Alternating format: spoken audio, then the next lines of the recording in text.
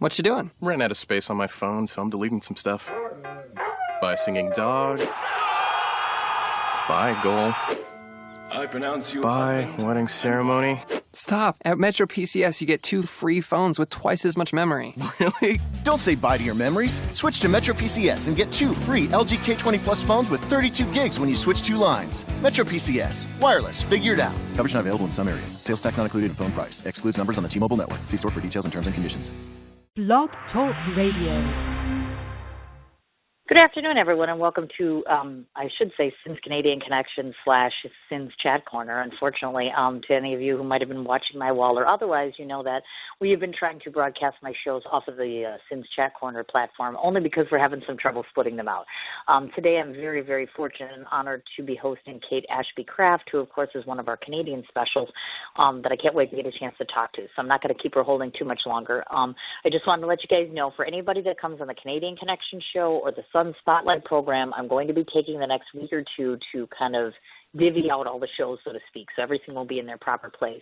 So just keep your eyes and ears posted as far as to when we go back to status quo. But for right now, everything is going to be, funneled through our Sins Chat Corner platform.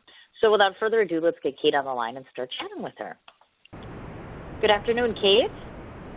Oh, good afternoon, Cindy. Hi. You sound like you're on a beach someplace. I'm like, for a minute there, I wish couldn't hear I was you, on a beach someplace. what is the weather like over there in Canada? I'm in the frozen white north, Cindy. Oh, my God. Well, trust me. I'm thinking it's 22 right now here in Wisconsin, and I know I was told the Canadians, you guys probably have it colder, right? Well, not really. We're very similar to Wisconsin weather. We get a lot of where I live in southwestern Ontario, a lot of our main weather comes from the southwest, so we get it from you guys. Okay. It comes up across. Yeah. So right now, we're not doing too bad. We're in Celsius, like you're in Fahrenheit, and we're in Celsius. We're about -4 Celsius here right now, which is cold. Oh, my gosh. Not as cold as it has been, though. It's been -20, -30. Oh, my God, dear. Goodness gracious. Well, thank God at least the winter only lasts for so long, because I'll tell you, we have a lot of crabby people. There's things like football, weather, make people crabby. That's the two things here. I'm not sure if it's the same over there, but, oh, my God, we just had a huge loss. Weather's garbage. It's like, I think people are sulking until, like, April. You know what I mean? Then spring comes will all be good. Definitely. But I have to tell you that I'm very, very excited. And to anybody that's listening, I want to kind of start off, first of all, by saying that you never know, at least for me as a radio show host, what you're getting into when you invite somebody to come on your show. So you really kind of thoroughly research them, talk to people, kind of see what's out there and listen to their music. And you are, oh, my gosh, what the hidden treasure are you? I opened up Pandora's box and all these things came flying out. Wow. Well, thank you. That's very sweet of you. I guess. No, it's very honest. What the problem is when you. Pardon? Go right ahead, dear. Oh no. Problem is when you've been in the business as long as I've been, I guess you just don't think of it, But yeah, I guess when you look back over my career, you say, yeah, I've done a lot of things. Yes. Which is great. And It is, and hopefully if I've done my job effectively through the course of today's interview, I'm going to try to uncover and kind of go through every little thing that you have on here, at least a good majority of the different points, and kind of highlight some things that some of the listeners may not know about you, because I think that's important, because first and foremost, people might recognize you as a musician, but one of the first things I wanted to talk about, I want to give some proper if you could summarize and kind of explain to us how you got to participate in the short film Goodbye Today, because as I understand it, that came out recently. People may not be familiar with it, so maybe kind of summarize and let them know your part in it. Oh, sure. Thank you. Thank you for mentioning that. Way back when I've done as much acting as I have music. Singing and performing for the last 40 years, and I hadn't done a lot of acting in the last few years. So through Stage 32, it's an internet site, a website where it's a platform for all kinds of actors, musicians, mostly actors, writers. Have you heard of it, Stage 32? I very briefly have heard of it, to be honest with you. So I'm glad you're kind of explaining, because honestly, I'm not 100% versed on it. Well, because you're into this as well, I see that, you make movies and so you might be very interested because you can connect with producers, directors, everybody who's involved in the theater film business, and more small to the music.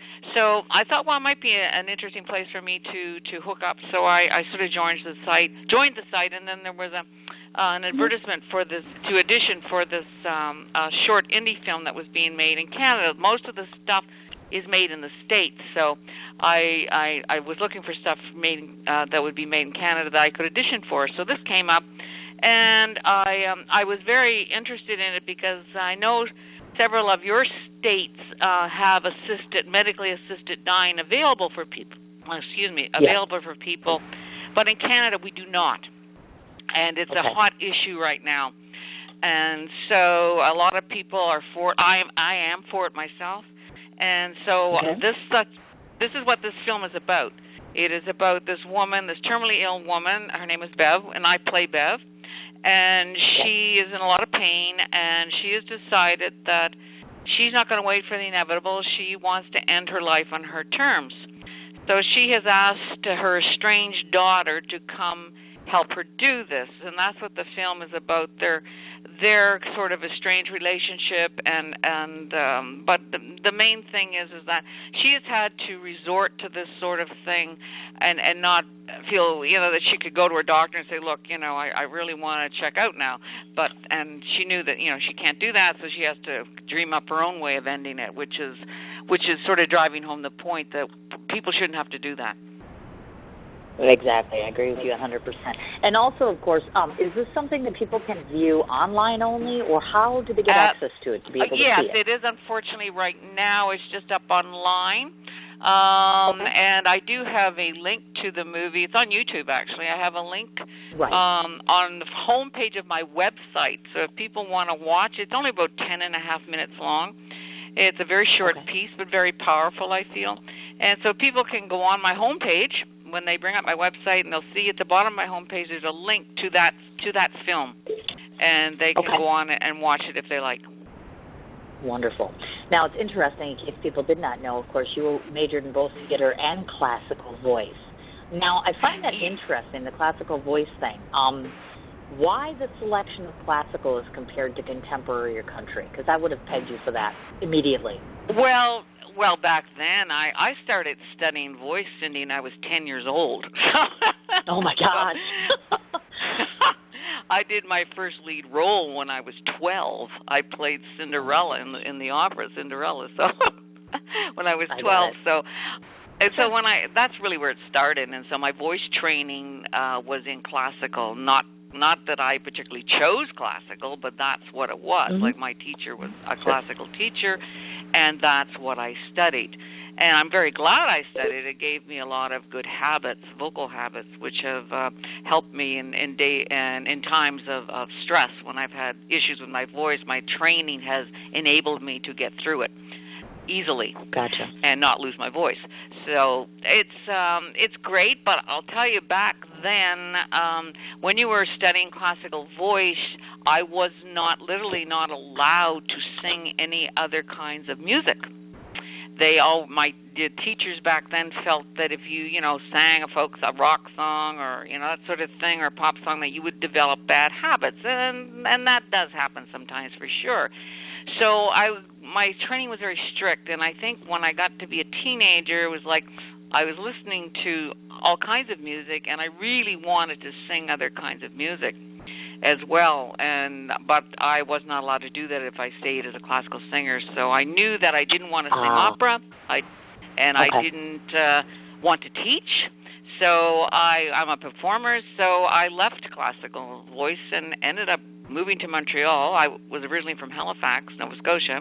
Moved to Montreal and joined a show band, and we toured all across Canada and the States, and doing all different genres of music. So, I just wanted to explore other genres, and I think, though, Cindy, if I had been allowed to sing other kinds of genres when I was studying voice, I would have stayed there. I probably would have stayed in classical. Gotcha. Yeah, it was too strict. Oh, go ahead. Nowadays, it's not. Nowadays, classical singers sing all kinds of wonderful genres. Wow. Yes, and you know what? I thought to myself, one of the exciting things is I don't get people that come on the show very often that do classical voice. Like I'm going to be interviewing Andrea Bocelli. Obviously, of course, that's, that is in the realm right there. But I thought to myself, oh my God, he's one of the best. I'm very excited. I know he is. You and should I'm like, be. you know what? Well, what's really cool is when you have like an internet radio show, I don't really have a boss. Right. I mean, you're talking to her. So it's kind of like, you know what, the reality of the situation is I'll interview whoever I want. You know what I mean? So I'm like, I don't always get them to say yes, but I'm like, it's exciting to do that. But the bummer about today is I'm like, oh my gosh, okay, so she did classical music, so therefore she can sing opera right on my show today.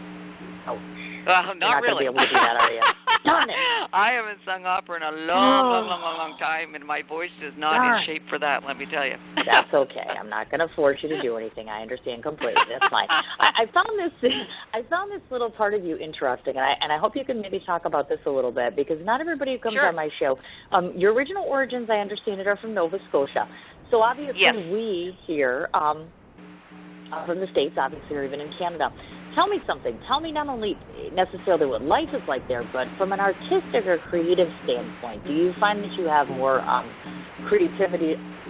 creative, I should say, alternatives here in Canada as compared to Nova Scotia? Because some countries are just not very artsy, for lack of a better term. Does that make sense? You follow me? Oh, yes. I understand. Yes. Well, I'm very fortunate. Nova Scotia, really big on culture, really big on music and the arts. And we used to have, when I was growing up, I mean, everybody sang or played something or told stories or jokes or something, and that was how you entertained yourself. You didn't stick yourself today, like the kids do, stick themselves in front of the boob tube or now with video games and what have you. You made your own fun. You made your own music or acted out plays, and it was great. It was entertaining. It was fun. It let you develop your creativity. And the parents took part in it as well. And kitchen parties. I don't know if you've heard of kitchen parties, but they're a big thing in the Maritimes in Nova Scotia. And basically a lot of the older homes had these huge kitchens. And they used to have like an old wood stove in them and what have you. And people would just gather there in the evenings, and someone would tell a joke, someone would play a tune on maybe their violin or on their guitar or on their banjo, or someone would sing. And this is what they called kitchen parties, and you would do that quite often. Nice. Very, very nice. Yeah, I've never heard of that. That sounds neat. That does sound neat. Yes, it is. And then, absolutely. And then how long did you spend in Nova Scotia before you relocated? Well, I left Nova Scotia when I was about 20. I think it was about 20. Yeah, that's right, about 20. So, I spent about 20. I grew up there and was there till about when I was 20 years old. Oh, wow. Okay, I've gotcha. And why the selection? I'm just curious. What makes someone want to relocate to Canada? Curious. I'm sorry? What drew you there? What drew you to eventually ending to Canada? Oh, well, Nova Scotia is part of Canada. Oh, yeah. Hello, Nova Cindy. Scotia is I'm a province. Right. That's okay. Nova Scotia is a province in Canada. Way to go, radio host. Okay, I've got you. So, that's all right. That's okay, Cindy. I lived in Florida a long time ago for about a year, and I had people that I met in Florida thought that Nova Scotia was in Europe. It's okay. And honestly, you know what? I'm sitting here and I'm thinking this, and I'm like, duh. Okay, thanks a lot. Way to go, Cindy. Good job today. We're off and rolling here. All right. All right, the whole day has been like this. I'm telling you right now, this is the highlight of my day. This is my kids coming home. Let me tell you, this is all there is today. Okay, so I'm working as hard as I can. I really am. You're doing a great job. I'm not offended by it. It's okay. I appreciate Nova Scotia. Right. Sometimes Nova Scotians feel like they're not in Canada, so it's okay. Well, there you go. See, so I'm really not that far off base. And I promise you, the rest of my research should be on dot here. I want to touch base on, to those that don't know you, of course, again, I know that you studied at I want to call it Dalhousie University. Did I say that right? Dalhousie. Dalhousie. Thank you very much. Yeah, Dalhousie. Yeah. Well, we say Dalhousie. Like a lot of people call it Dalhousie, but Dalhousie is what we call it out east. Dalhousie University. That was one. Actually, I went to quite a few universities, but that was the last one I went to. Correct. And I just was curious about this because I've interviewed different musicians, and each one has their own methodology or their own stance on this. So I'm curious to get your take on this because you're a long-time working musician. Do you think it's pertinent or prudent for particular musicians like yourself, let's say, to continue, not for lack of a better term, secondary education, meaning continuing to hone your skill, whether it be to take lessons and, further lessons in singing, et cetera, or do you feel that, your career kind of is at where it is and you don't need any further teaching? Oh, heck no. You always need to hone your skill. Most musicians are always practicing, always trying to better themselves, and same with actors too. You always want to learn something new or upgrade your skills constantly. Like I also play piano, and I'm presently learning different rhythm patterns on the piano. So I'm always challenging myself, and most musicians do. Most artists will always do that. You never. Sure. You never, most musicians that I know never settle. Okay. And that makes perfect sense, actually. In fact, I like that. Because some might say that, your continuing education is in the course of a gig after another gig after another gig. Because some people just learn something new or do something different through the course of their playing. Oh, absolutely. That's if you're jamming and stuff. But a lot of people, you have to really practice, and your best practice is when you're at home by yourself. Then you can spend those, what we call the lonely hours, and you really work out different techniques and skills in writing too. Like I'm a songwriter as well, so I'm always striving to be a better writer or a better player or singer. Right, of course, and we all kind of striving on that same level to grow and grow and grow and grow. And some of us have grown a lot faster. Absolutely, you never stop growing. You never stop growing. Boy. Or maturing, apparently. I'm at about 12 today, so I'm working on it. This interview will definitely mature me, trust me. I'm working on it. Interesting fact that some of you may not know about Kate is not only does her amazing talent extend not only to herself, but also to your niece, as I understand it. I was looking and I see Christine Nicole apparently is a veteran of stage and screen. That's your niece, actually. I think that's absolutely fabulous. Yeah, she's also a director. She's done some directing, and but she's a wonderful actress. Of course, I'm going to say that, but she really is. I'm not just saying that because she's my niece, but she really. Yeah, well, not really. She's a very talented. She's a very talented young woman, and I'm very proud of her. Oh, that's absolutely awesome. And of course, that wanted me to ask the inevitable question, which is, do you stem from a musical background or a creative background, meaning brothers, sisters, mom, etc.? Did that start early on for you? Yeah, I was interested when I asked my mother once why she enrolled me in voice lessons. She said, "Well, you were always singing as a little kid. I was always going around the house singing." So she enrolled me in voice lessons. Fortunately for me, at the time, there was a voice teacher who lived across the street from where I lived, so it was very convenient. I imagine. But I also have a brother who's an artist. He's a painter, so he does. Oh, nice. He does. He has a good living as well at his art. Okay, I've got you. And this is one of my common questions, and I always find the answer so interesting because it's so across the board. For instance, when you were growing up and you have that revelation of that moment where you think to yourself, okay, I want to be a musician, I want to entertain people. Some parents are of the vernacular of, follow your dream, follow your passion. And some parents are kind of like, okay, can't you get a 9-to-5 job or be a doctor or a lawyer? Was your mom, for instance, was she very vocal in saying to you, I will support you 100% no matter what you do? Because I think that's important. Oh, for sure. To be honest with you, I didn't know what I wanted to be.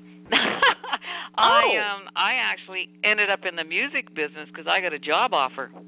I actually thought I'd be an actress. I'd sung and singing, but I loved acting very, very much, and I really thought I would be an actor until I got my first job offer to sing in a show band. So that's how that ended up, and I ended up having a career in music and doing acting as well, but more music. And as regards to my mother, my mother was great in the respect that she just wanted you to do the best that you could and just follow your dreams. She never, said, well, you really should be this, you really should do that. Not at all. Wonderful. And they say that my father would have been happy if I'd been a secretary, but So. Oh my goodness gracious! Yes, I was just going to say you led me right to my next question.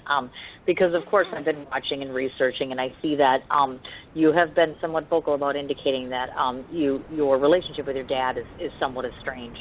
And so I want to ask this somewhat candid question. I know for myself, of course, I have no relationship with my own father for lots of reasons, and a lot of times that will inspire us as artists, or encourage us, or in some ways help us in terms of creating music, creating things as an outlet. Have you ever used your craft as an outlet as it relates to that relationship? Oh, for sure. Yeah, I wrote a song for him actually on my second CD, the Love Is All There Is CD. There's a song called A Love Unknown. A Love Unknown is what it's called. So that was written for him. And we always had a very difficult relationship growing up, and I don't blame him. Like I learned to forgive. My father has passed away, and same with my mother. But it took me a long time to be able to get over the anger. And but I don't blame him, because he was an orphan. He grew up in an orphanage. Sure. So I don't think he ever received love or knew what it was really, you how to give it. I know exactly what you mean, definitely. Yeah, and I think so in some ways you have to forgive. You have to forgive, because you don't forgive, no matter what horrendous things have been done to you, if you don't forgive, you can never move on. You're always stuck. And that's what I finally came to realize after umpteen million years. It took me a long time to learn that. Forever and ever. Oh, no. And it is a hard lesson. It definitely is, and I do think it shapes us. I know that one of the local musicians here was just saying the other day that out of the most toxic relationships in your life comes the most creativity, meaning that you are more infamous or you become more established. The more tragedy, the more heartache, the more sadness, the more that you feel, I think it blends itself into a very creative creature, for lack of a better term, if that makes sense. Absolutely. Demons kind of define us in some ways, definitely. Yeah. Well, thank you for sharing that with me. I appreciate that. I'm very big on sharing some side notes on people, because believe it or not, people think that musicians are God sometimes. Yes, they think that you're inhuman. They think that you're, oh my God, sorry, yes, dear. At least they do over here. We honestly hold you in high reverence. No, we keep you in high reverence, and we believe that you don't do the normal things like change cat litter or cook. Canada doesn't do that. It's so funny too, because I'm like, every time I walk into a room, I'm always just in awe. And I know it's a musician, and I know, hey, I can't sing, I can't play an instrument. That's why I like to interview you guys, because you have such talent that I will never know how to do, and I appreciate so very much. So I like to highlight in some of the things that are the personal side, because you know what? You are a person. I mean, you're not just that lady that stands up on stage. You're not just a singer. You're not just a vocalist. You're a person. You have grandchildren, and you have a wife, and you have a husband who you've been married to, and you have, apparently you're a wine drinker, so that automatically took you to the top. I have to interview her because she drinks wine. Where did you find anybody who drinks wine? Oh, my God. She's a wine drinker, and she's a tree hugger. Admittedly a tree hugger, which I liked. I'm like, she's admitting she's a tree hugger. I love that. She's a wine drinker who listens to I Love It, which is awesome. She refers to her crooners as what she calls her hot band, which I find so funny, because I'm like, I've never heard anybody refer to that, her hot band, so to speak, because I've seen that referenced on quite a bit of your page, I should say.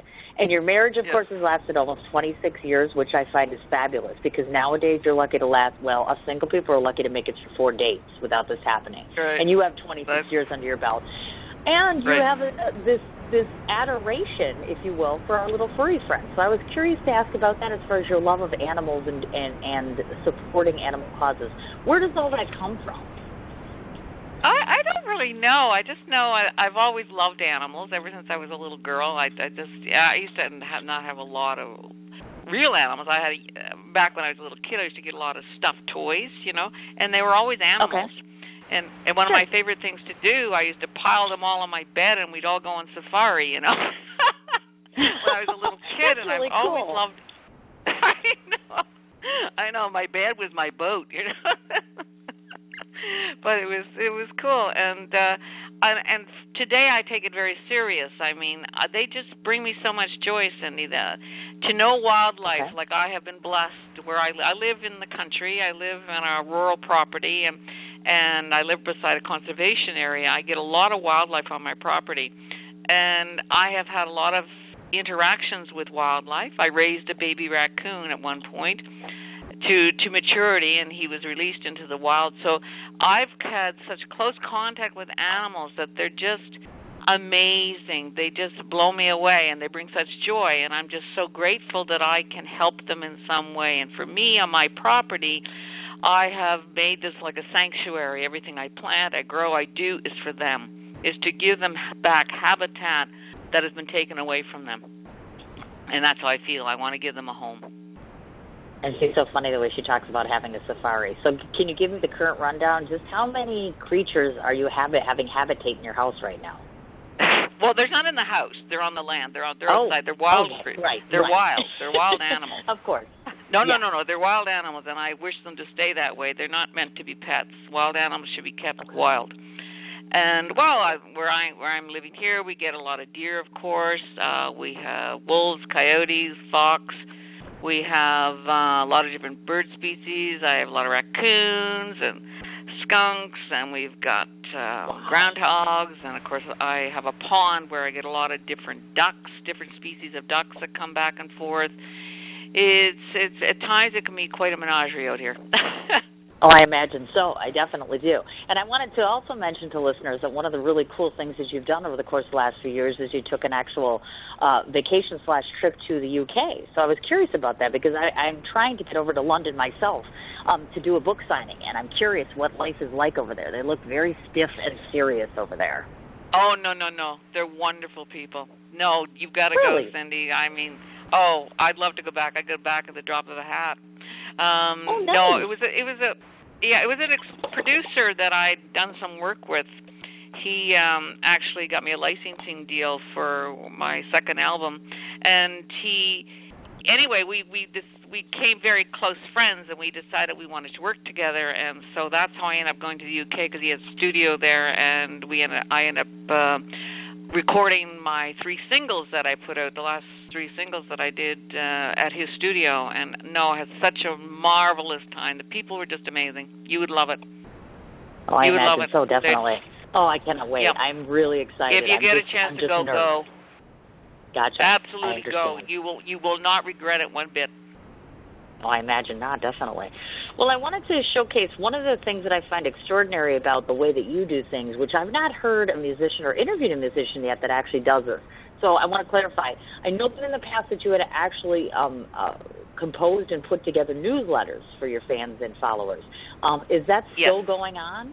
It is still going on. Yes, I do.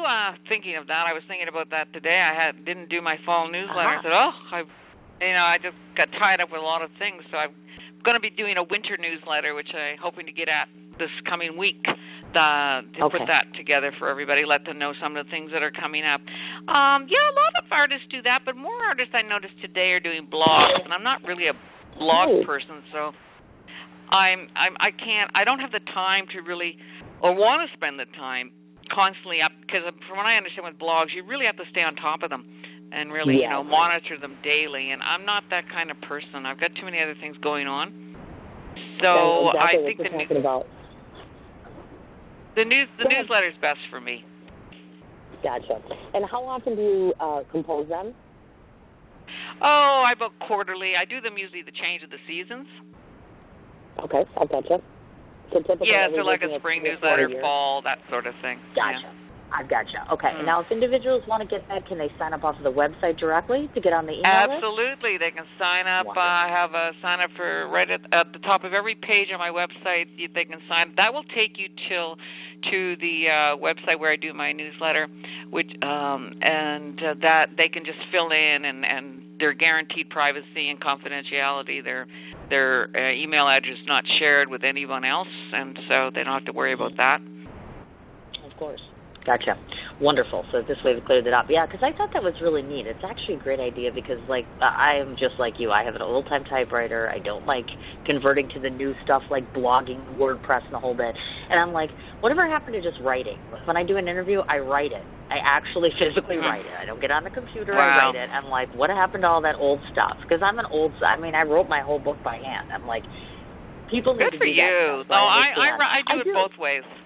Yeah. I understand how you feel. I write songs like that. I write my songs longhand. I'm like, that's how I write my songs. I think that's important. I do. I think it's neat to be able to not all be into the 2015 technology. You know what I mean? It can be a little bit of both. I think a comfortable medium works perfectly, actually. Absolutely. Now, before we start talking about 50,000 things that you've accomplished, which is on this list looking at me right here, one of the things that I want to highlight is if anybody has looked on your page before, ever seen a picture of you, gone on your website, they're familiar with the fact that you have participated in the Legend of Black show, of course, performing as June Carter Cash. Question. Actually, a couple questions relative to this. First of all, was that the one person that you had wanted to mirror on stage, or was that someone approaching you and saying, hey, you'd be great doing this? You're going to love this. When I really? Okay. When I was at an agent's office, and actually I had gone there to try and get them to represent me and my music. And they started talking with one of the other agents in the office, and they were talking about this show, the Legend of Black show. And evidently the woman who was playing June at the time, she wanted to leave the show. So I piped up and said, oh, I can do that. Now, at the time I said that, I had no idea what June Carter Cash sounded like. Really? I knew what Johnny Cash sounded like, but I didn't. Okay. No, I'm not kidding. I had no idea what June sounded like. So, of course, I had to go do the audition. I did the audition. I knew I could sing country music because I sang country. I had sung country back in the 80s, so I knew I could do country music. So I wasn't a problem with that. It was just like I had never heard of June. I said I heard of June. I never heard her voice, never heard her sing. So then I quickly did my research and listened to her and said, oh, okay, I can do that. So then I went and did the audition, and I got the gig. So I gotcha. But now, it's really fun. Oh, I'm sorry. Go ahead. Well, no, I'd never heard. Like I said, It was just one of those things when opportunity comes knocking, you just grab it, and then you worry about it afterwards. Oh, I imagine so. I was just going to say that lends itself to the next question, which is when you're not, I mean, it's one thing like I love Cher. So let's say I was a singer. Of course, I'd know every song. I'd know every this. I'd know her mannerisms. How challenging does it become when someone hands this in your lap and says, here, now do this, and you're not as well-versed, as the average fan, let's say, on this person? How challenging did that become to try to get it down to a T? Not really. I should say because that's where my acting background comes in.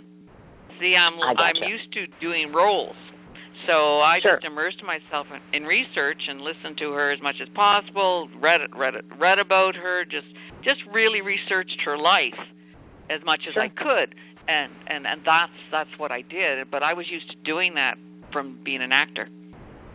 Gotcha. And just to let you know, I think you look a little more like her than Reese Witherspoon, just saying, because I know that, they made a big movie and, all that stuff.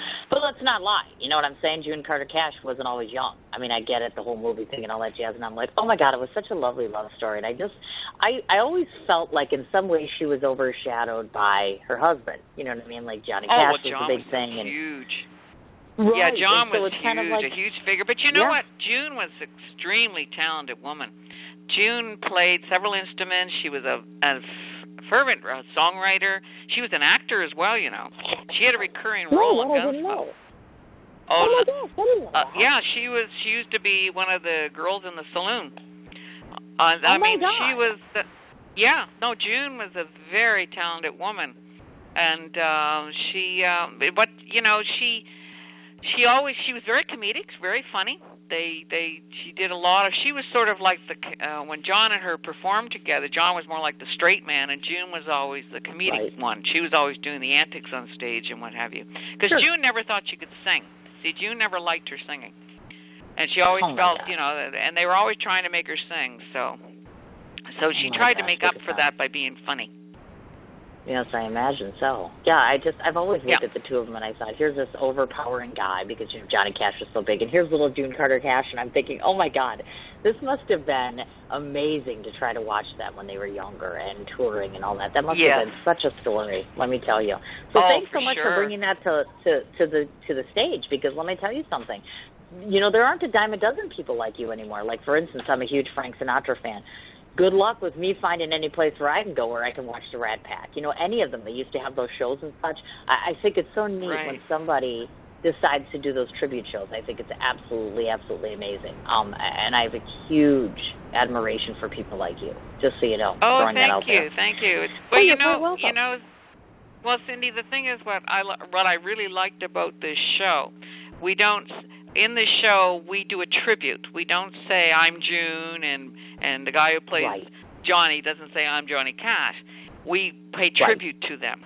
And the guy who wrote the show, who plays John, he did a lot of research, and he tells great stories between the songs about where the song came from and how it came about, and a lot of his stuff is very funny. And so it's a really well-written show. It's a good show, and that's why I've got him. I just realized I've been in it 6 years. I was just going to ask that question, because I was going to say it's probably been years now since the first time that you signed on and actually 6. I can't believe it.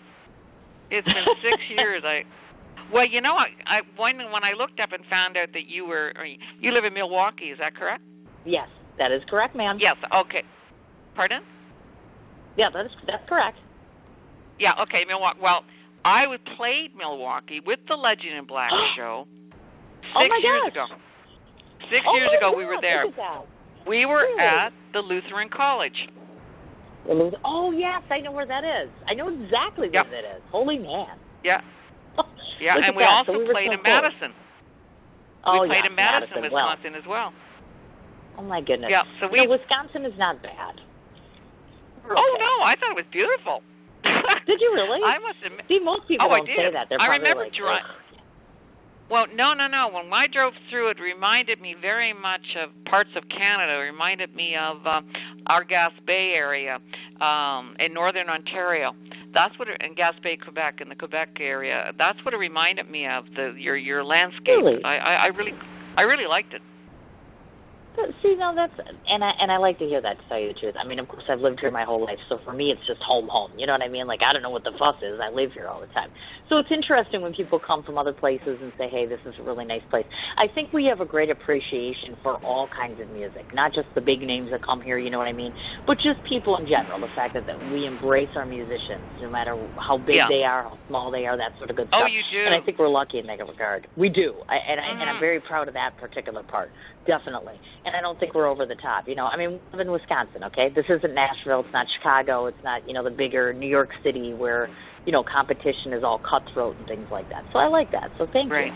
And next time you could call me when you breeze in here so I could actually see you face to face if you come back to Milwaukee. If you come back. It's one of those things. No, we loved it there. We did sold out shows there. Our shows sold out in Wisconsin. Oh, I believe that. Like, that's what I mean. I think that we have such an appreciation for that, and you just don't see that all over the place. That's why I'm so excited to get on the road. I was just interviewing Ed Roman, who's a Canadian, actually, who's a musician there, and I'm so excited because he told me exactly when to come and visit. I've never been there before. So I have so many friends in so many different places, and I'm like, oh, my gosh. He's like, come in the spring, and we'll do this, and he grows his own vegetables, and I'm like, oh, I'm so excited.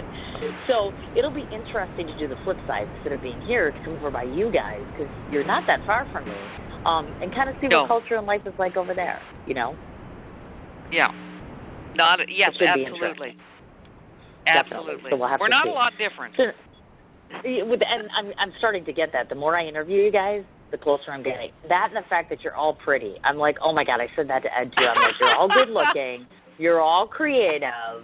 You're all kind of off the wall in some strange way. I'm not lying. I mean, it's a Canadian thing, let me tell you. And I have like a massive crush on your poster child boy from Canada. So I'm like, and I'm doing a whole film on him. So I'm like, I couldn't be any more Canadian. I think that they should just name me a citizen, because I interview you people, I keep you in high esteem. I'm doing a film about one of your elite Canadians. I'm like, I think they should just induct me. That's what I'm thinking. I don't think know who to so. talk to You about deserve that, an honorary working. citizenship, absolutely. I'm trying.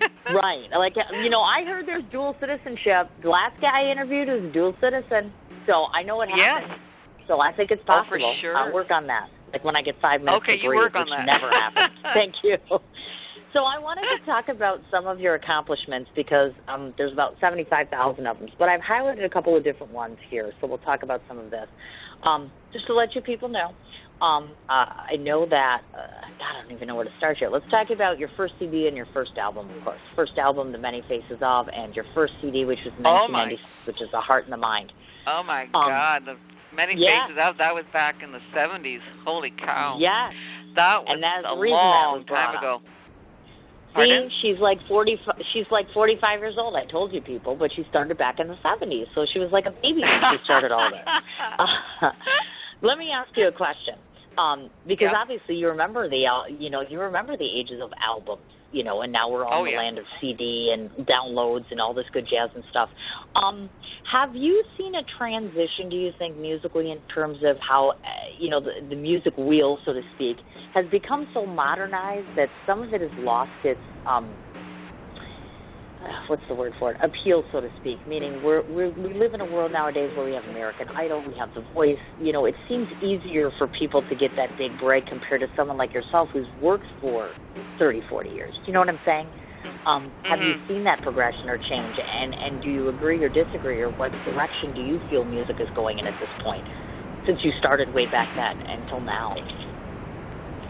Well, it's definitely a very saturated market, and I think all these shows, in one respect, they're good, in one respect, they're bad, because I think they give a lot of these people false hope. And, a career isn't built in one night, in one competition. Oh, my God, no. That's not, correct. That's not how it works. And I really feel that a lot of these people who, go on these shows and what have you perform, I mean, a lot of them are extremely talented, but there's a lot more to it. And it's a talent. You can't make it on talent alone. And you have to put in lonely hours. You've got to know the business. You've got to really put your nose to the grindstone. And I don't think these kids are prepared for that. I don't think they know anything about it. And I don't blame them. I blame, the people who are pushing them to do this. And a lot of them, I mean, let's face it, a lot of the American Idol winners have dropped off the map. And that's very sad. Yes, very, very sad, actually. And they get excited and they get their build-up.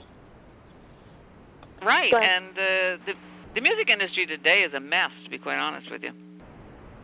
It's a total mess. Well, and not to mention the fact, I think what it does to individuals. Like, you've got some amazingly humble indie artists that do very well, that don't have grandiose, expectations, and they do wonderful. And then you've got some individuals that are out there where it's just they become inundated with their success. It goes to their head. And we're talking drug, alcohol issues, domestic issues. You know what I'm saying? And that's in every market. I get that. But it just seems as though the higher up you get, the more difficult it becomes to keep yourself at bay, so to speak. Mm-hmm. It is difficult. I mean, we have a case of that with our own Justin Bieber. Actually, comes from the area where I live, close to where I live. He grew up in Stratford, Ontario. So there's a prime example of someone who was totally unprepared for what happened to him. He's basically was a child when they took him on, and he became a huge star, and he had no idea how to deal with that, and I don't think anyone was around to actually guide him through it properly. Definitely. And of course what happens is... Oh, go ahead. No, go ahead. No, and I think what happens a lot of times, as I've noticed, is that not only, does the public perception change about them, but they almost alter the way they look at themselves. You know what I'm talking about?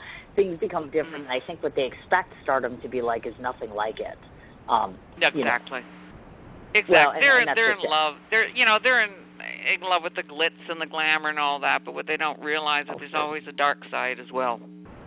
And it's the pressure too. It's tremendous pressure these artists have on them. At that level, at the level of the Justin Biebers, the pressure is phenomenal. They can't even walk. They can't walk across the street without somebody, commenting on it.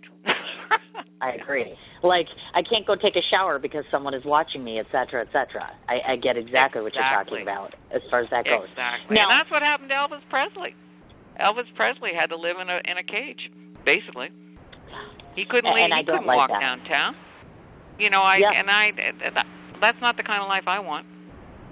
Oh, of course. Or would ever want. I mean, you want to be able to do what you want to do what you love doing, and be able to be recognized for it. But at a certain point, I do think that paparazzi and people overstep their boundaries. The world we live in now with the TMZs and the others, they have no right to do some of the things that they do. That's another reason I started this show, because I've never embarrassed someone, I've never humiliated them, I've never highlighted their dark side, and I've never talked about anything they wouldn't want anyone to know. I think nowadays people are fascinated to the point of obsession. You know what I mean? Absolutely. I agree with you. I think a lot of what the media does today is wrong. Definitely. Well, good thing we're not like that. Thank you very much. I'm glad too. Yes. Now, before we move on to the next thing, I kind of wanted to mention, obviously the Many Faces of was done a significant amount of time ago as compared to the Heart and the Mind.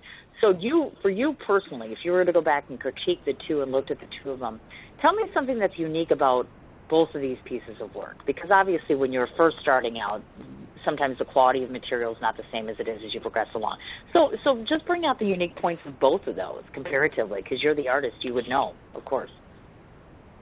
Well, it's interesting. The Many Faces of was with my ex duo partner, and at the time we decided that we needed we wanted to record and put out some original material.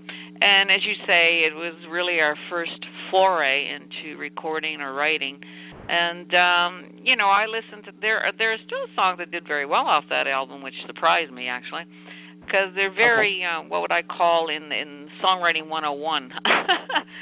So, and now you come years later, and mind you, I appreciate it for what it was. It was a great learning experience. And and all the years later, you come to the Heart and the Mind. That is a far better album. The writing, the production, arrangements, everything, obviously. But then there was a lot of experience after the Many Faces of. So that's why the Heart and the Mind is a much better product. Of course. Gotcha. Thank you. So we have some hindsight on that. Then 1997 rolled along, and you produced something called A Song for Lorien, which ended up being in the top 10% in the International Unisong Contest. Yes. For those of us who are not familiar with the Unisong Contest and are asking themselves, oh, that's great, top 10%, but what's the Unisong Contest? What's the song all about? So tell us about that. Well, at the time, I don't even know if it's still going, but at the time it was a pretty significant songwriting contest. And, people entered it from all over the world. And you entered in various categories. And so I submitted in the adult contemporary category with that song, and it did very well. I mean, it competed against, I forget how many people in so many countries. I mean, there were a lot of people entered from all over the world. So it was quite a significant songwriting contest. Now, of course, there's all kinds of songwriting contests. But this one definitely. back then was pretty significant contest. Oh, cool. Very, very cool. And I like to hear that because I'm like, you know what, it's nice. I mean, it's nice when you compose a song or you do something and you say, yeah, I'm on task and this was great. But to be recognized, and especially in the top 10%, is a very cool accolade. So kudos to you there. Oh, yeah. Then we move on to, of course, she was nominated from the American Country Radio for the Golden Microphone Award for the song You're My Addiction. Okay? You're My Addiction. Really? Is this a person or a drug or a wine? I was just thinking to myself, I have not heard this song, but I can guess or infer. So talk to us a little bit about that. And what exactly is a Golden Microphone Award? I'm like, what? These are all foreign terms to me. Well, so you need to help us basically, out. it's best vocalist. It's best singer is what it is. That's what it means, best singer, best voice. That's what that award is about. As far as the song, it's very interesting. Most people think I wrote it about, a boyfriend or something. You're My Addiction. It's not about a drug. Right. But actually, I wrote it about the music industry. I wrote it about the music business. I gotcha. But that's not what most people think. And that's okay. What I like about songwriting, I like people to make the songs what they want them to be. And most writers are like that. Most writers write so that you can take ownership of the song. I gotcha. And more or less, too, I always say ownership of your thoughts and feelings. I think a lot of times that people take advantage, or the proper term would be this.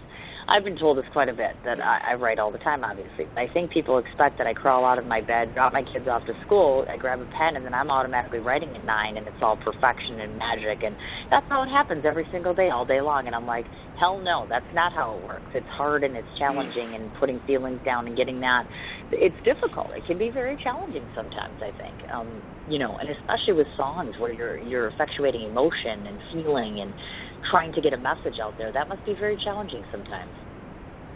Oh, it is. I mean, I'm constantly editing songwriting, and then same with the kind of writing you do. It's very difficult. It's hard. It's hard work because you look at every word, and can you find a better word, and every phrase, and every sentence, and you just have to go over and over and over it.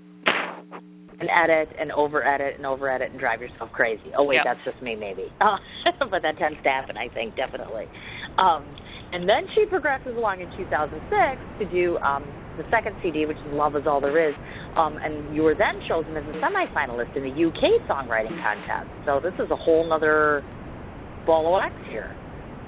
Yeah, so the UK Songwriting Contest is also a very well-known contest, and I was very pleased that that song made it to the semifinals. I like to enter my songs occasionally into these kind of prestigious contests because it kind of lets me know where my writing is. It kind of it's my finger on the pulse to see, am I in the right ballpark here? Am I still in the game? That's basically why I do it. And it doesn't hurt I understand. So that's why I do it. And yeah, I was very fortunate with that. And the Love Is All There Is album was an interesting album. When I started writing the songs for that album, I realized that all the songs were about a different kind of love. So that's why it became a concept album. Definitely. And of course, who doesn't like a song about love? Hello? I mean, that just kind of goes without saying, doesn't it? And but it's not just romantic love. Like every song deals with a different kind. Right. So it's not, I definitely think it's not the typical traditional sort of man-woman relationship. Not at all. No, there is some on there, but they all deal. There's both love. There's as we mentioned earlier. There's a song on there that I wrote for my father. The father, there's a song in there about the love I had between the baby raccoon that I raised. So there's all different kinds of love, different dimensions of love. Definitely. And then she moves on to get 4 nominations in 2007 through the Toronto Exclusive Magazine Awards, and with a win, of course, for Best Adult Contemporary Website. Okay, now, question for you. Is that something you developed, something someone else developed? That was all a project that was all on your own? How did you end up harnessing something like that? Well, the website was designed through a company I worked with. The ideas were mine, and I definitely told them what I wanted on it and how I wanted it on it. And they, of course, I don't have the technical knowledge to put it together myself. So, but with my guidance and my direction, the website was put together. Gotcha. And congratulations on that. My goodness gracious. Talk about an accolade to get the win. That's absolutely wonderful. Now, I wanted to highlight and mention a couple of different ones, a couple of different songs that you've done through the years, meaning Was It Easy, Situation Blue, Home Light Shining, and Keep on the Sunny Side. After numbers of years of composition and performing, if you could highlight for me one of the most significant moments in your career, whether it was on stage, off stage, something you composed, something someone said, name a significant moment for us, because I think that's important. Okay, I would say a significant moment. You mentioned one of the songs that I wrote, well, actually I co-wrote, Was It Easy? I would say the significant moment was when that song went all the way to number 1 in the Canadian country charts. Wow. That was number 1 in 1986. That's amazing, isn't it? That must have been such a rush or such a wonderful feeling. Yeah, so that I would say was a significant moment. Yeah. I gotcha. Have you ever had someone walk up to you and say, you've brought emotion or feeling, or that in something you've done or some way you've performed or written has moved someone? Yes, I've been very blessed that way. I have I've got great fans and great audience, people that come out to see me. I'm very fortunate that way. Although I would say one of the best performances I did was 2013. It was Stratford Summer Music Festival. It's a 6-week music festival. It takes place every weekend in Stratford, Ontario. And they bring in people from all over the world to perform at this. And I had a performance. I gave 2 performances at this festival, actually. And I had near record crowds at mine, and that was very touching. And because a lot of the people in this area know me. And, so the people that day were just amazing. They were just so appreciative and so grateful, and it sort of kind of blew me away because I wasn't really expecting it from like a home crowd. So it was it was a great a tribute to me, and I was very grateful.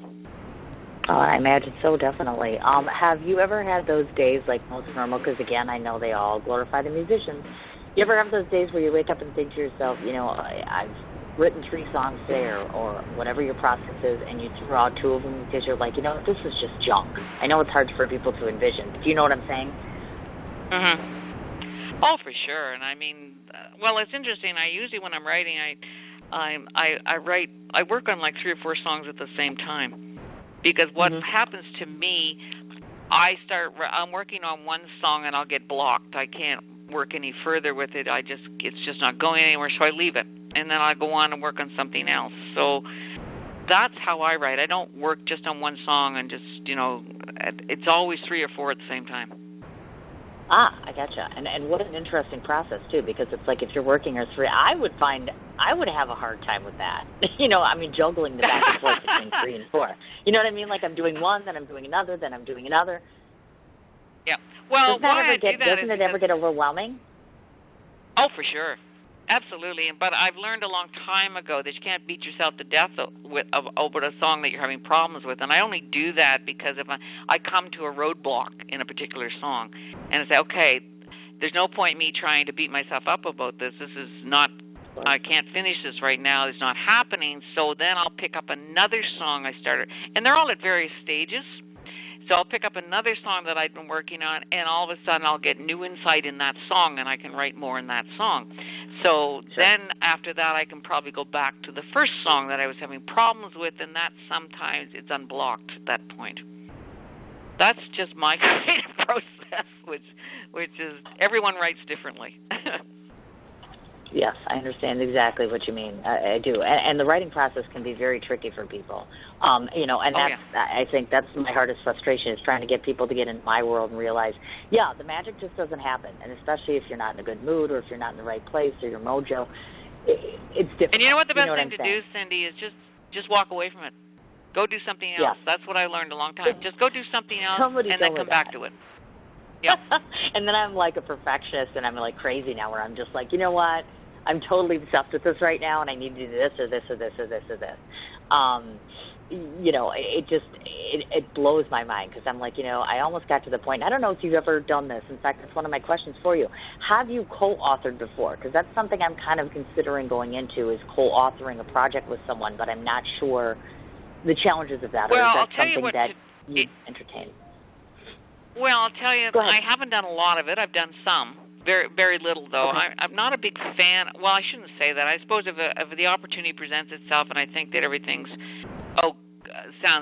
basically finding someone that you click with. But you have to really, when you're going to co-author something, you better make sure that you have some kind of contract signed that where the I's are dotted and the T's are crossed. That who's how you're going to split any revenue from said product. And you've got to, and who's gonna, how you're gonna copyright this, and who's gonna share the publishing. You're gonna do publishing, co-publish. These are very important issues that you have to get straightened up before you even start to write. This is what you have to do first: is get all that stuff done first. Like what I call it, get your housework done first, then you can write, so that you all know where you stand. That's very important because there's been a lot of people who have gotten themselves into great trouble because I haven't done that. And they're coming out now and saying, well, I contributed so much to that song, and I didn't get my fair share, and blah, blah, blah, blah. That, and it just can make life miserable. Sure, of course. So and, I think creativity can be a great harness to make things better instead of worse. So I definitely, I'm really considering it. I do think that sometimes some of the best stuff isn't necessarily always just from us ourselves. Sometimes we need someone to funnel that off of, or throw it off of, or that sort of thing. You know what I mean? And people keep bringing it up. Well, and I'm when you look at sure. Yeah. They're a great songwriting team. I mean, look at Lennon and McCartney, for instance. I mean, two of the best songwriters in the world, that ever were.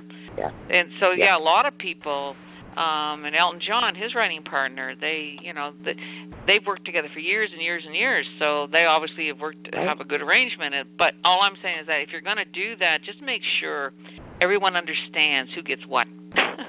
Exactly. No, I know exactly what you're talking about. And you got it in writing, because you never know where it's going to lead. You never know where that song or that book or whatever is going to end up. So it's amazing, isn't it? It's funny how one little tiny thing can start off being this or this, and then all of a sudden it extends up to something else. So you never know where the magic's going to come from. So thank you for that introspect. Perhaps I'll look into that. Definitely.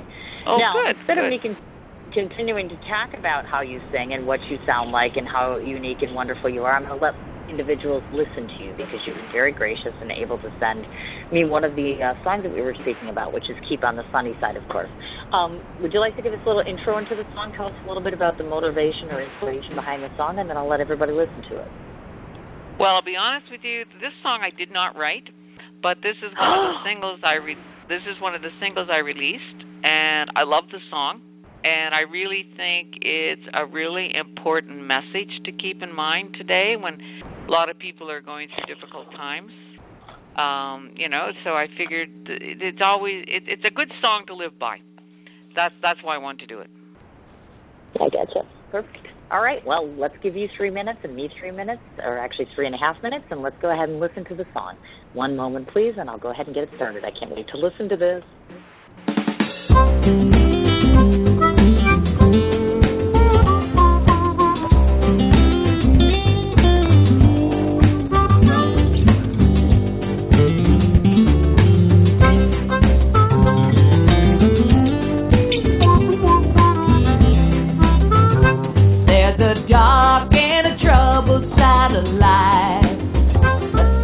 Bright and a sunny side too.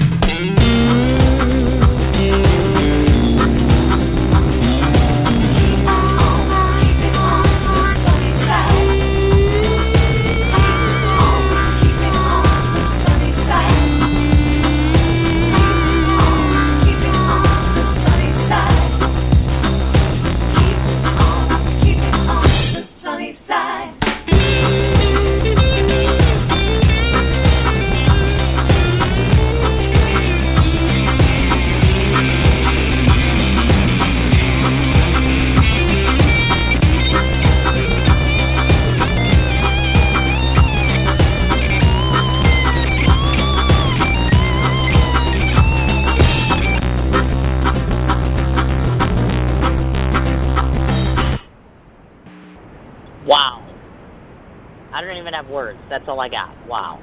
I don't even know what else to say to that. Makes you want to get up and, like, dance. And it's, like, so positive. And I'm like, I like messages of positivity. That's why I wanted to do it, Cindy. Actually, that's a very, very old song, and actually it's an American song. And actually it's one of the songs that June did. Yeah. It's actually the Carter family, June Carter's family. They that was one of their big hits. And I've always loved the song. That's what I thought, because I listened to it and I thought I was going insane. I mean, well, nope. I am insane. But I mean, I thought I was like, oh my God, what the heck is this? Because I'm like, I know I've heard this before and da-da-da-da-da and all that good stuff. So I thought, okay, well, let's listen to this. And so hopefully, listeners get the idea of. And what's neat about it, and maybe it's just me, and I try not to be biased because I know that you're on my show, but I do think that each individual musician brings a little ghost of themselves, so to speak. You know what I'm talking about? Meaning, obviously, she is a living, breathing person, and you bring that certain portion of yourself in there as far as that goes and such. And I think that that's really neat, and I think that your version is not going to sound like somebody else's version and somebody else's version, and it's not supposed to. I think that that's very important. I hope not. That's and of you course, strive for. You are, of course, different because you have, that Canadian, I always call it the Canadian accent. You all sound the same. You do. You all have that little, I don't know what it is. I said that to Ed on the interview, too. I'm like, you all have that, I don't know what it is. There's just that little accent, you know what I mean? That Canadian whatever it is. So I'm like, you don't sound like me, which means your music sounds different, too. So I'm like, okay. Oh, my God, and look at this. It's been an hour already. Can you believe how fast it goes? I know. Maybe it's just me, but it's like it whips. It's like the time you get on, you get off. It's like there's a couple things that we have to cover, though, before I officially let you off of my stage, so to speak. I want to make a run-through and listen to all these because I don't want to forget anything. In case any of you are listening and you have not heard of Kate before or want to hear from her, about her, etc., let me give you the rundown here in the list. She does have a Twitter handle, and that's Kate Ashby Craft, which is Kate and then ASHBYCRAFT. Her music can be found on iTunes, CD Baby, YouTube, MySpace, and Amazon.ca. She has a Facebook page, which is, of course, Kate Ashby Craft, as I had spelled previously, and the website www.kateashbycraft.com. Any places I've missed you? No. I'm on LinkedIn as well. I noticed you weren't today, so we must connect on LinkedIn there, Cindy. Yes, I sent you a request as far as that goes. And sometimes when I interview someone, the reason I don't bring that up, because I did see that, and I thought to myself, sometimes I bring it up, some people want to connect on there and some people don't, meaning that the musician themselves is kind of like, well, it's a professional thing, so that's kind of why. But certainly, yes, she is on LinkedIn if you want to find her, because I found her yesterday, of course. I also don't want to forget to mention that your next appearance I found is in Niagara Falls, Ontario, at the Greg Freeman Theatre, and that's on February 26th. Anything else going on between now and then? You know what's interesting about that date, Cindy? That's Johnny Cash's birthday. Oh, my and God, guess I didn't what? know that. And also that is the same birthday as Bill Cayley, who plays Johnny Cash in the show. So they both have the same birthday. Really? Now, was that a coincidence, really? Or did they do that on purpose? Well, they must have done it on purpose. No. There's a lot of coincidence between the two of them. It's very fascinating. I know this is going to sound like a weird question, but I'm weird. So if anybody knows me, they already know this. I've asked this to other people, like people that impersonate Marilyn, because I'm a huge Marilyn Monroe fan, or others. Do you ever get that 30-second feeling like she's there, or that some form of her is inspiring you? I know it sounds kind of quirky. Oh, absolutely, and I hope that if June is listening, I hope that she's happy with my performance. Oh, no kidding, Absolutely. Right? It's kind of freaky, yes, and I'm kind of freaking myself out. I'm doing a 2-hour Charlie Chaplin interview next week, and obviously we know he's not living anymore. Well, it's nerve-wracking because, like when I did the Marilyn thing, I adore Marilyn. I mean, and I was like going on like not one thing could be wrong. It was like I was envisioning her sitting at my kitchen table. And then my dear psychic friend who I interviewed actually called and she said, just so you know, she said she would have been a great friend of yours had she have been alive right now today. Oh, and so wow. I got goosebumps does that mean she was listening? Yeah, it's exciting to think that your idols or the people that, obviously, of course. And what's exciting about that is, as you had mentioned, of course, I'm going to be moving on to the theatrical side of things. So I'm going to be doing 4 films in 1 year. I hope to be able to get some footage while I'm in Canada. I'm hoping, and by the way, just so you know, please let me know if you make it up here. Please let me know. Not only am I going to make it up there, but every single person I've interviewed for the last 3 years is going to get the same open invitation to lend your music, lend yourself to any project I do. I'm very big on using everyone I meet or interview. I think that's important. Friends are supposed to advocate for friends because oftentimes in this industry, they don't. And I'm a big believer in if you've made it this far and you're on my show, you take it to the next level, most oftentimes success can be found just in participating in a project such as that. So that's my hope. Oh, is to bring, Cindy, I'd love to. Thank you. I would love wonderful. to do it. Absolutely. Oh, my gosh. I like absolutely. I'm those there. Those are really cool. They are. They're absolutely cool. So the last thing that we do on my show, in case you haven't ever heard my show before, is I always take my last couple of minutes to tell the person who's come on my show what I think of them. So I hope you're sitting down and hopefully with wine, even though it's 2 o'clock in the afternoon here. I can't because I have to go get my children in an hour. Otherwise, I'd be cocktailing it. But tomorrow's another story because they're not home. I like to give the impressions of what I think first and foremost because most oftentimes when people listen to this show, they don't know a whole lot about you. So their first introduction comes from me. So I've given them all the biographical facts, and so at this last point, I like to give my reflections on you, what I've come to learn by interviewing you, researching you, etc. And hopefully people learn to get the same impression of you that I do, hopefully with any luck at all. So here it goes. So I hope you're sitting down. Kate Ashby Craft. She is meticulous to a fault. Let me tell you this much. She's extremely organized. She's extremely on task. And why? Because she kept my butt in gear more than one time to say, hey, what are we doing, keeping me structured, organized, getting me the materials and information, correcting me when I inadvertently, accidentally put her website on the wrong way on Facebook, which wasn't on purpose, so I apologize for that. But she's very organized, very detailed, and very meticulous. At very first sight, on looking at Kate's page and looking at all of her website information, I was shocked. In fact, the voice did not resemble her. I'm not going to lie. That's unusual for me. But I couldn't match the two of them up. You have such this strong presence about you. If you've ever looked at your picture, which I'm sure you have 1,000 times over, or fans see you and followers see you, you have this very, not stoic appearance, but it's a very strong, very versed, very just delightful appearance on stage. I've watched different videos, I've listened to different music of yours, and there's one resounding theme that comes through in every single time that you sing, which is you clearly have a fun time doing what you do. I can tell in every note, in every pitch, in every tone that you do, there's passion, there's presence. You're in every moment, every second that you're on stage. And then once you jump off of stage, you're just as meticulous in your personal life as I've noticed about making a point of things that you love, things that you like, things that you advocate.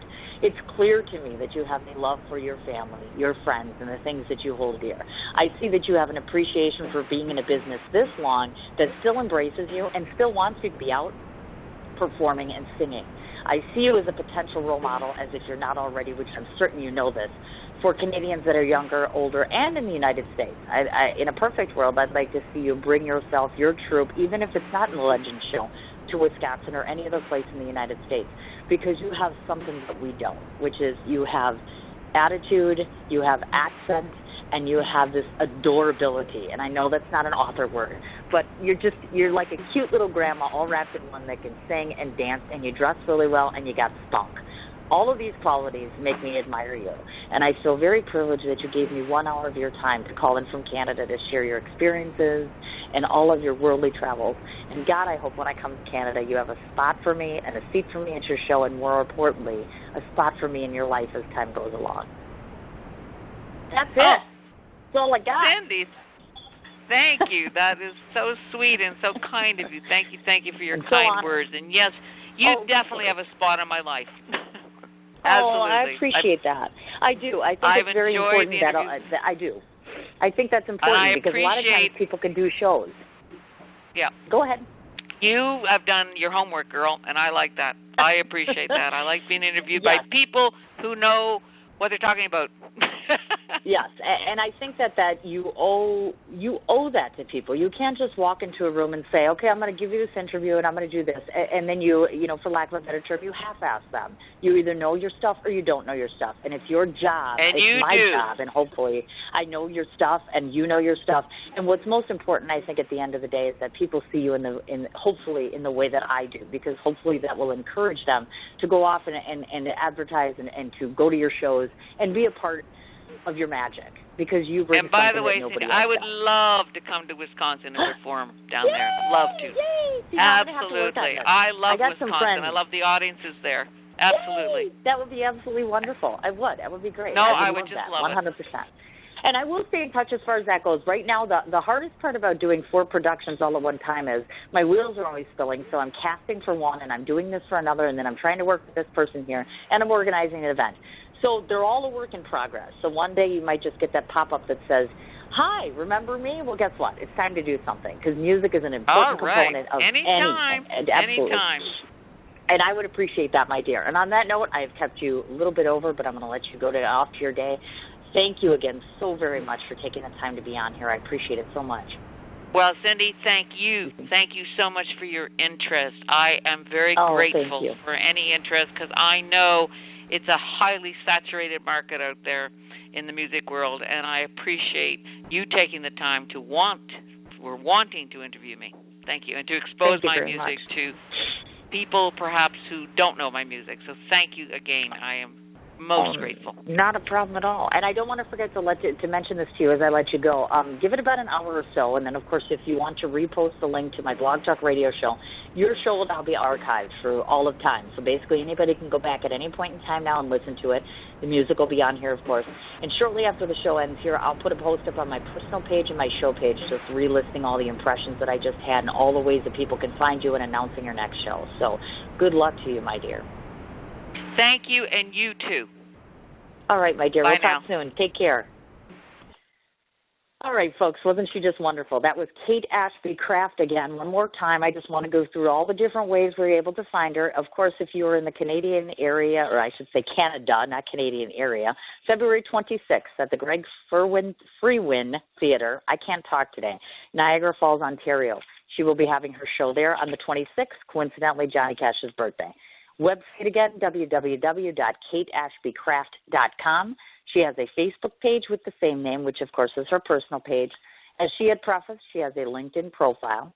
She is also on MySpace, iTunes, CD Baby, YouTube, Amazon.ca, and of course her Twitter handle is @KateAshbyCraft, C-R-A-F-T. Once again, Kate, thank you so very much. And again, worldwide, thank you so much to the Canadians for all you do. This is the whole reason why I formulated the inception of the Canadian Connection show, because I find you to be just extraordinary. So please, please do make it a point to send me any referrals. If you happen to know anybody in the Canada area who is interested in coming on the show, please email me directly at cin4251@gmail.com. Last business here tomorrow, 2 o'clock Central Standard Time, Making a Difference with Gail. And by that I mean the larger-than-life Gail King, TV, radio, show host, New York City. Need I say more? She is fabulous. So much to talk about, so much ground to cover tomorrow. 2 o'clock Central Standard Time, Gail King on Sim's Chat Corner. Thanks again to everybody for listening in, and I hope you have a nice evening. We'll see you tomorrow.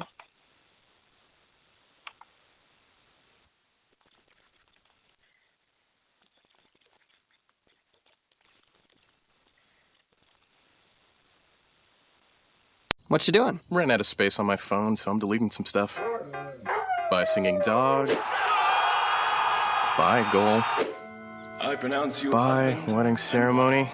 Stop. At Metro PCS, you get 2 free phones with twice as much memory. Really? Don't say bye to your memories. Switch to Metro PCS and get 2 free LG K20 Plus phones with 32 gigs when you switch 2 lines. Metro PCS. Wireless. Figured out. Coverage not available in some areas. Sales tax not included in phone price. Excludes numbers on the T-Mobile network. See store for details and terms and conditions. What you doing? Ran out of space on my phone, so I'm deleting some stuff. By singing dog. By goal. I pronounce you Bye, husband. wedding ceremony. Stop. At Metro PCS, you get 2 free phones with twice as much memory. Really? Don't say bye to your memories. Switch to Metro PCS and get 2 free LG K20 Plus phones with 32 gigs when you switch 2 lines. Metro PCS. Wireless. Figured out. Coverage not available in some areas. Sales tax not included in phone price. Excludes numbers on the T-Mobile network. See store for details and terms and conditions.